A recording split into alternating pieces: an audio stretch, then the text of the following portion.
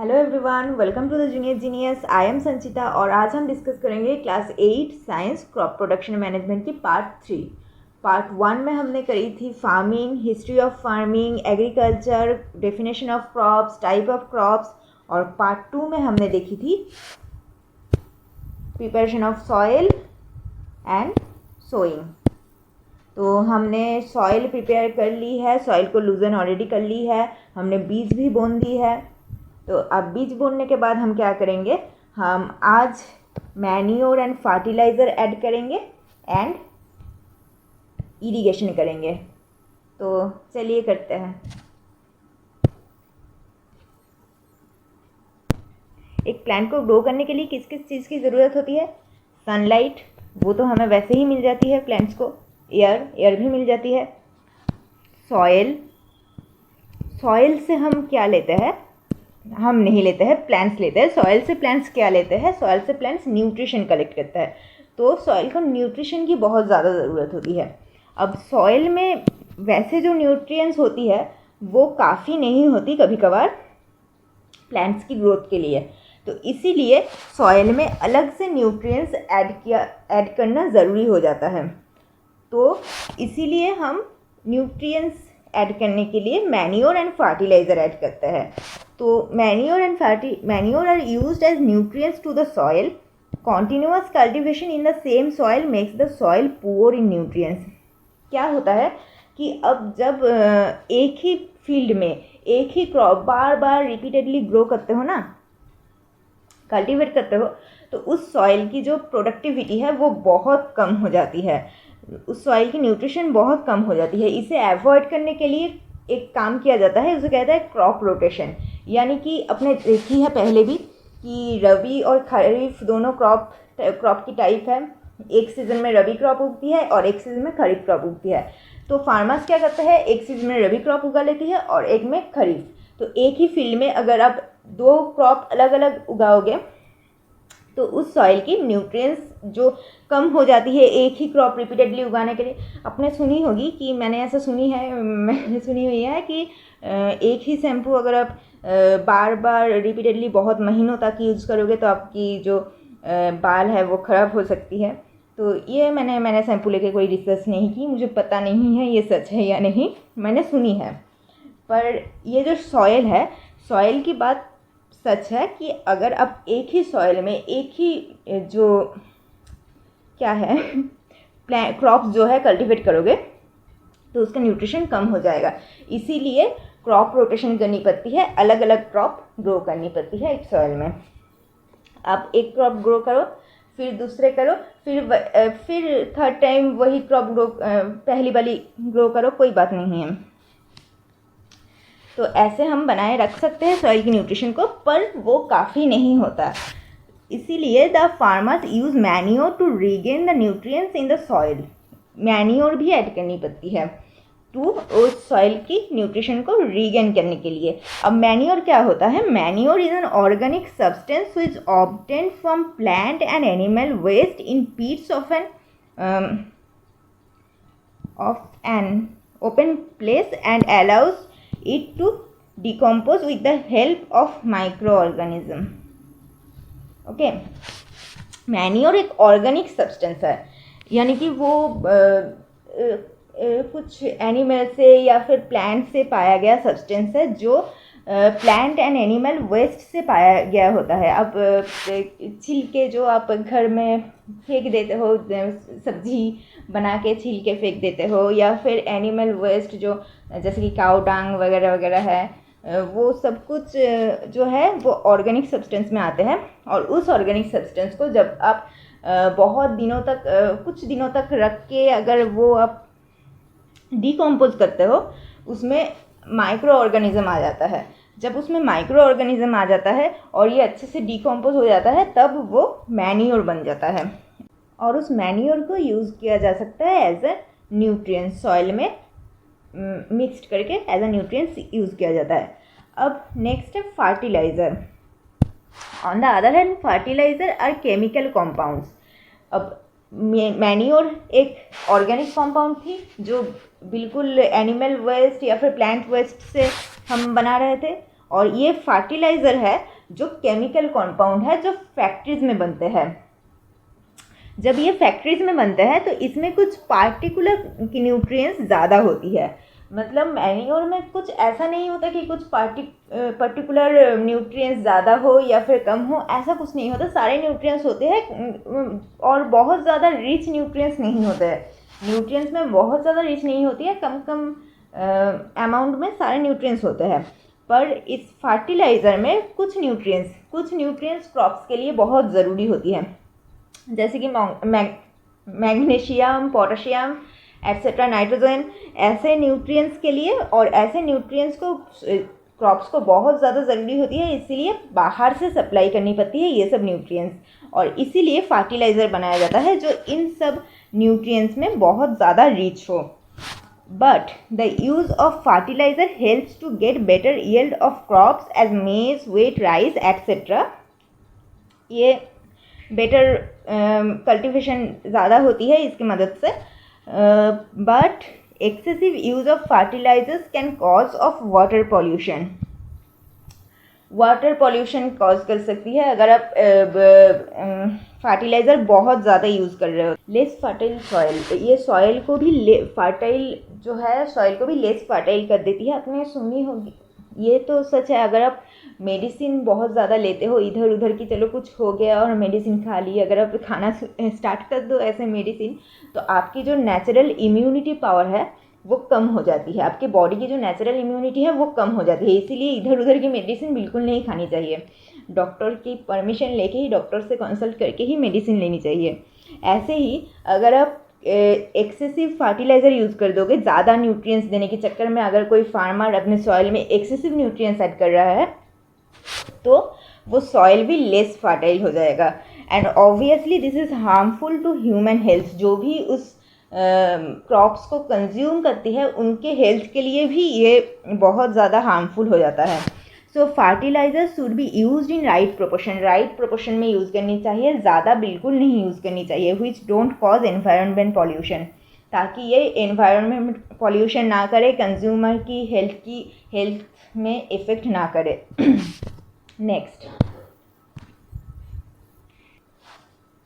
Next है, जैसा मैंने पहले भी बात की क्रॉप रोटेशन की, तो मैंने शैम्पू के एग्जांपल देके ऑलरेडी समझा दी है कि एक फील्ड में अगर आप एक ही क्रॉप बार बार ग्रो करोगे तो उसकी फर्टिलाइजेशन पावर जो है वो कम हो जाएगी, और इसीलिए क्रॉप रोटेशन किया जाता है। एक फील्ड में अलग अलग क्रॉप, साल में अलग अलग क्रॉप ग्रो किया जाता है। Which help to fix nitrogen content in soil. ये नाइट्रोजन कंटेंट को बूस्ट करता है सॉइल की, जो which make soil more fertile, जो सॉइल को ज़्यादा फर्टाइल बनाता है। In northern India people used to grow legumes as fodder in one season, in one season, because the roots of leguminous plants contains rhizobium. Rhizobium एक bacteria है which helps to fix the nitrogen content. ये जो है nitrogen content को मिट्टी में increase करता है, बूस्ट करता है। And in next season they grow wheat. एक सीज़न में व्हीट ग्रो करते हैं, दूसरे सीज़न में ये लेगुमिनस जो है प्लांट्स ग्रो करते हैं, ताकि उसमें राइजोबियम होती है, राइजोबियम बैक्टीरिया जो नाइट्रोजन कंटेंट बढ़ा देती है। फिर से जो नाइट्रोजन कंटेंट व्हीट ग्रो करने की वजह से कम हो गई वो फिर से इंक्रीज कर देती है, और फिर अगेन वो व्हीट ग्रो करते हैं। नेक्स्ट है difference between fertiliser and manure. Fertiliser और मैन्योर में क्या डिफरेंस है? Fertiliser is a man made inorganic salt. ये एक सॉल्ट है जो इंसान के द्वारा बनाया गया होता है और इनऑर्गेनिक होती है, कोई ऑर्गेनिक कंपाउंड इसमें नहीं होती है। Manure is a natural substance. सब कुछ नेचुरल सब्सटेंस से मिलती है, प्लांट वेस्ट से, एनिमल वेस्ट से ऑब्टेंड होती है by the decomposition of cattle Dang and plant residues. Fertiliser is prepared in factories में प्रिपेयर किया जाता है। Manure can be prepared in the fields. ये तो फील्ड्स में भी कहीं पे भी प्रिपेयर किया जा सकता है manure. Fertiliser doesn't provide any humus to the soil. इसमें कुछ ऑर्गेनिक चीज़ होती ही नहीं है, तो ह्यूमस भी नहीं प्रोवाइड करती है obviously. Manure provides a lot of, ये पूरी तरह से खुद ऑर्गेनिक चीज़ है, तो ये पूरी तरह से लॉट ऑफ ह्यूमस देती है सॉइल को। Fertilizer are very rich in plant nutrients like nitrogen, phosphorus and potassium. Nitrogen, phosphorus, potassium ऐसी चीज़ें इसमें बहुत ज़्यादा रिच क्वांटिटी में होती है, क्योंकि ये इंसान ने बनाया हुआ होता है तो ये सब कुछ डाला जाता है रिच क्वांटिटी में. और manure is relatively less rich in plant nutrients. इसमें कुछ ऐसा मैन्योर में कुछ ऐसा ज़्यादा कुछ रिच क्वांटिटी में बहुत ज़्यादा नहीं होता, सब न्यूट्रिएंट्स होती है कम कम बहुत लेस क्वांटिटी में. Next, benefits of using manure. Manure use करने की बेनिफिट्स क्या है? क्यों हम फर्टिलाइज़र से ज़्यादा मैन्योर को यूज़ करना प्रेफर करेंगे? It boosts the water holding capacity of soil. Manure जो है वो वाटर होल्डिंग कैपेसिटी बढ़ा देती है. अब सॉइल अगर ज़्यादा वाटर होल्डिंग कैपेसिटी अगर सॉइल की बढ़ जाएगी तो ऑब्वियस बात है कि प्लांट्स को भी ज़्यादा पानी मिलेगा सॉइल से. अगर सॉइल में ज़्यादा वाटर होल्डिंग कैपेसिटी होगी तो प्लांट्स को भी ज़्यादा पानी और ज़्यादा न्यूट्रिएंट्स मिलेगा. It makes the soil porous so that the exchange of gases become easy. It improves the number of microbes in soil. Soil microbes की नंबर बढ़ा देती है. It improves the texture of soil. Soil की texture को improve करती है. तो इसीलिए इन सब चीज़ों के लिए मैन्योर को ज़्यादा प्रेफर किया जा सकता है फर्टिलाइज़र से. पर अगेन फर्टिलाइज़र में कुछ ज़्यादा न्यूट्रिएंट्स मिलती है तो इसीलिए फार्मर्स फर्टिलाइज़र ही ज़्यादा यूज़ करते हैं. Next, irrigation. और मैन्योर जो है वो पोल्यूशन भी नहीं करती, पता है आपको. अब इरिगेशन. अब फिर से वही बात, एक क्रॉप्स को उगने के लिए किस किस चीज़ की ज़रूरत होती है? सनलाइट मिल गई है हमें, एयर मिल गई है, न्यूट्रिएंट्स भी हमने दे दी है. अब सबसे इम्पॉर्टेंट चीज़ पानी की ज़रूरत होती है. पानी के बिना तो न्यूट्रिएंट्स भी नहीं पहुंच पाएगा क्रॉप्स में. तो इसीलिए पानी बहुत इंपॉर्टेंट होती है प्लांट्स के लिए. Water helps in germination as well as nutrients to reach every part of the plants. Plants की जो सारी पार्ट है वहाँ पे न्यूट्रिएंट्स पहुँचने के लिए पानी की ज़रूरत होती है. द सप्लाई ऑफ वाटर, इसीलिए पानी की सप्लाई टाइम टू टाइम बने रहना बहुत ज़रूरी है.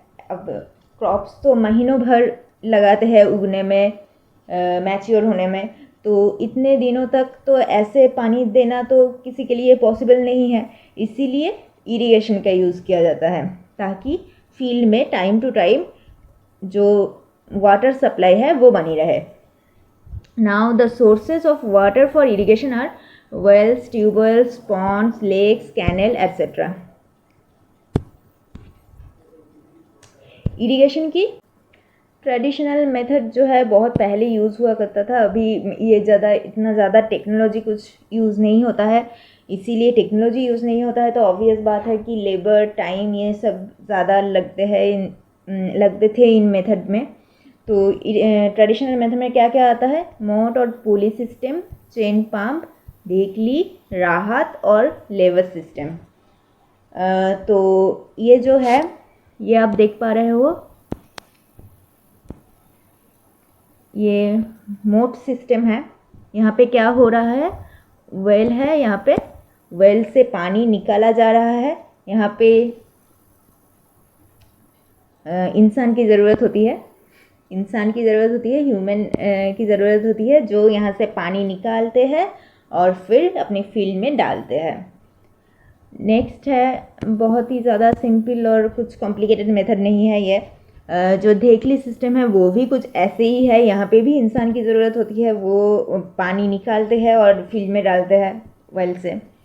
अब ये जो राहत सिस्टम है, यहाँ पे आप देख पा रहे हो कि यहाँ पे इंसान की यूज़ नहीं हो रही है, यहाँ पे एनिमल की यूज़ हो रही है. ये जो बूल है, बूल के नेक पे ये जो लीवर है रखा गया है वो ऐसे रोटेट करता है इसके चारों तरफ, और ये जो मशीन है ये घूमने लगता है.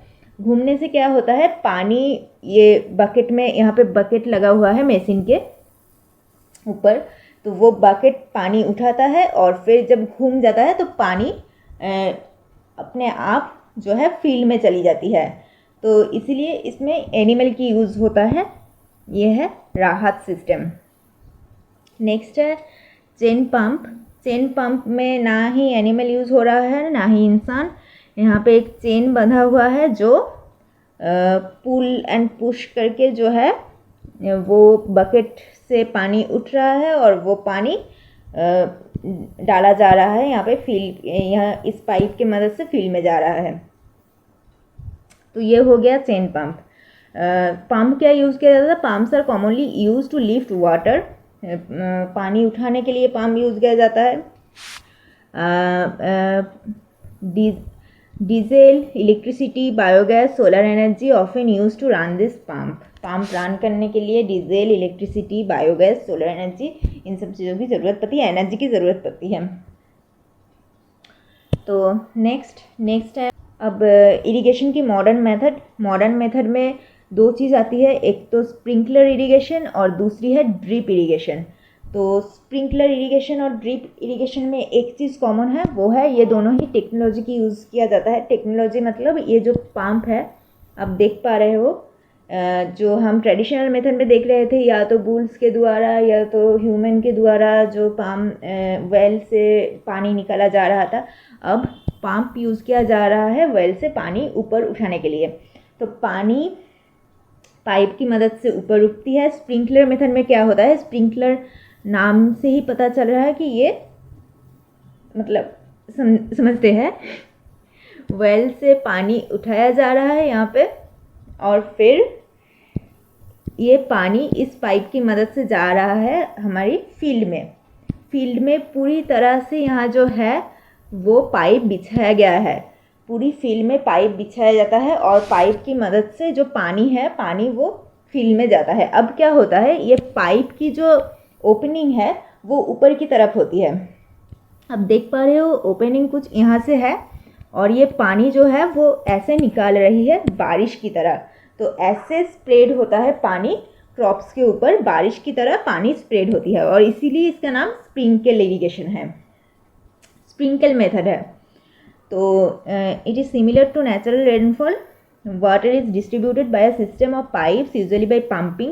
It is then sprayed into air through sprinkler and it breaks up into small water drops which fall into the ground.